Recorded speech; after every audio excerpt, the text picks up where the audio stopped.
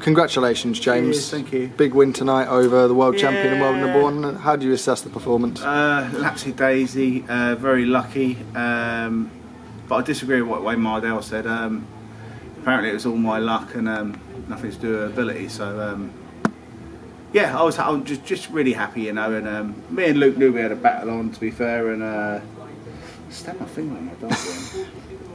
Bit of blood there, you know. But yeah, it is what it is, and move onwards, you know.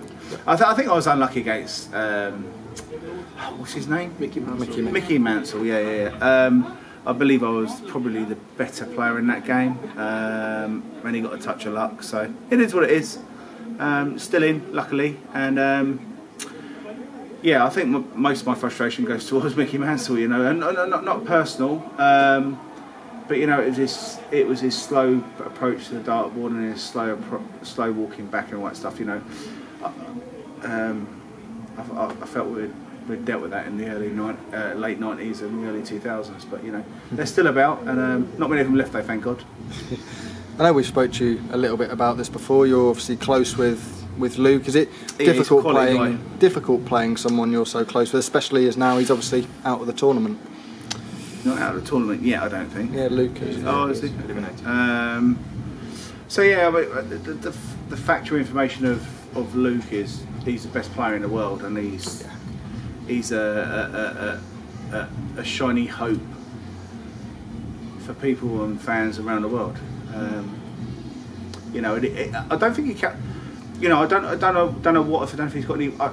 Because we always gone about like, oh, people winning and losing games.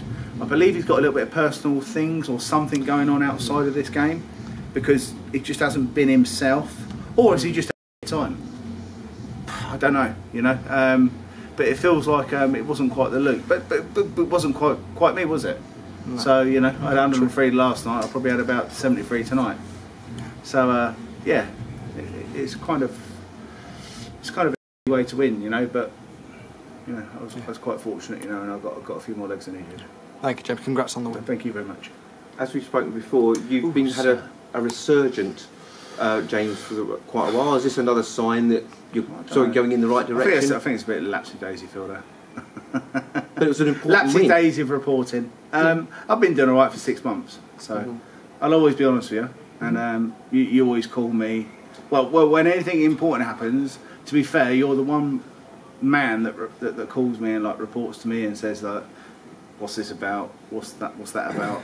So yeah, I think it's a little bit more than a resurgence. I think it's I'm not going to say resurrection, but yeah, I think I'm doing very well at the moment. Tonight, no, and last night, Mickey Mansell. You know, I didn't do enough, but you know, I haven't been to as many quarterfinals since 2012, so I think I'm doing all right. Right? What do you reckon? Absolutely. Yes. No? Yes. No. No. Yes. No. Yeah. Right. Let's get that in writing. But you must be happy with that you're, you know, grinding out performances that maybe a year ago you might not have been able to. I'm grinding the performances out, you know, but I mean tonight was proper poor, and last night, although I averaged 103, 104, I should have beat him. You know, I shouldn't be down to my last game to see what's going to happen or decide what's going to happen. So, a little bit disappointed, but I'm like really happy with tonight because Luke played really poor. So, you know, not happy. I got out the right side of the bed this morning, you know, and he didn't. And that's all it is, you know. I'm still like sceptical if Luke's got some things that are going on at home. And I'm not even just saying that to like get clickbait or anything. I don't know. I think something's not quite right with him for him to perform like he did against me there. But then again, if I'd have performed like I did tonight, then that would have been a question, would it? Thank you.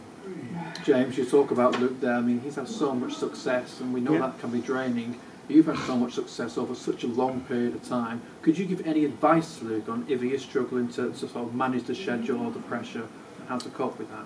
He doesn't need that. You know, his management learnt from me, I think.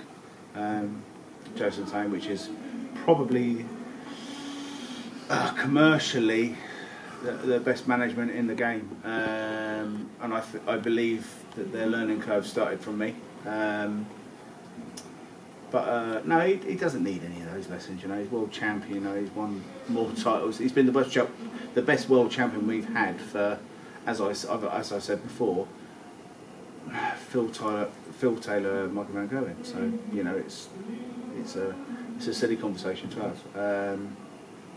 I think he is like literally the third best world champion we've had at the moment. As good as Gary Anderson is, as good as a few of the others were. You know, we've always craved, and Eric Bristol always said, we want a world champion that wins tournaments after World Championships, and this is the first one that's done it. So yeah, it's good.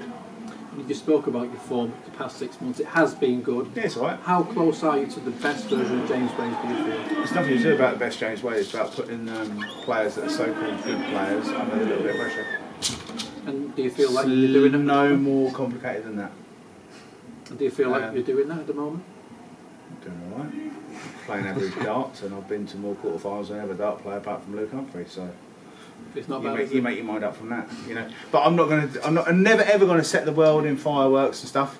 But I mean, I would just wish some of you would just like stand back and go, do you know what? He's got to more quarterfinals than anyone else other than Luke Humphrey. I think a lot of us do rate you quite highly in the sport. Well, you do or you don't. That's my answer, and I appreciate your time and your coverage. And yeah, I can do all this with playing quite average, so I bet you'll get behind me and I might play a little bit better. James, thank you. Appreciate your time. Don't giggle. Get behind me.